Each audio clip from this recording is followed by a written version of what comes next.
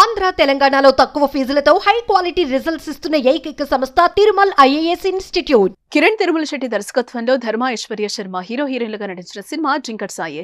Brand of bad boys అనేది ఈ చిత్ర tag line. ఇటీవల విడుదలైన ఈ చిత్రం అభిమానులను ఆకట్టుకుంది. సరికొత్త కథతో వచ్చిన ఈ చిత్రంలో హీరో పాత్ర అందరిని అలరిస్తోంది. యానిమల్ అర్జున్ రెడ్డి రేంజ్ లో ఈ హీరో పాత్రను తీర్చిదిద్దారు. ధర్మ తన పాత్రకు అనుగుణంగా ఫిజిక్ లుక్స్ ను బాగా మెయింటైన్ చేయడంతో పాటు అతని రియలిస్టిక్ యాక్టింగ్ ప్రేక్షకులకు మంచి ఇంటెన్స్ అనుభూతి కలిగించింది. ప్రేమ, భావోద్వేగాలు, డాన్స్, ఫైట్స్ వంటి అన్ని అంశాల్లోనూ ధర్మ తనదైన శైలిని ప్రదర్శించాడు.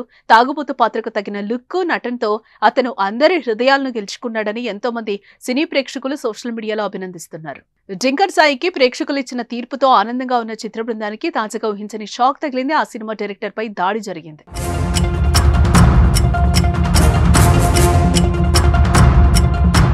ఈ సినిమా సక్సెస్ ను చూసేందుకు మూవీ టీం గుంటూరులోని శివ థియేటర్ కు వెళ్లారు.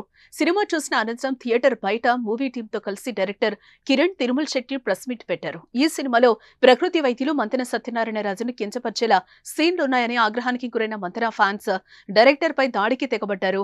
గుంపుగా వచ్చి దాడికి తెగబడ్డారు. దీంతో ఒక్కసారిగా అక్కడ గందరగోళం నెలకొంది. ఇంతలో అప్రమత్తమైన టీం డైరెక్టర్ ను అక్కడి నుంచి తీసుకెళ్లారు.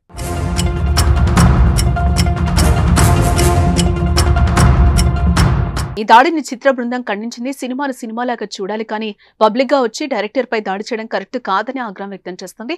అటు మంతెన అభిమానులు కూడా తగ్గేదేలే అంటున్నారు. మంతెన సత్యనారాయణను అవమానపరిచేలా ఉన్న సీన్లను వెంటనే తొలగించాలని మంతెన ఫ్యాన్స్ డిమాండ్ చేస్తున్నారు. ప్రస్తుతం ఈ దాడికి సంబంధించిన వీడియో నెట్టింట వైరల్ గా మారింది.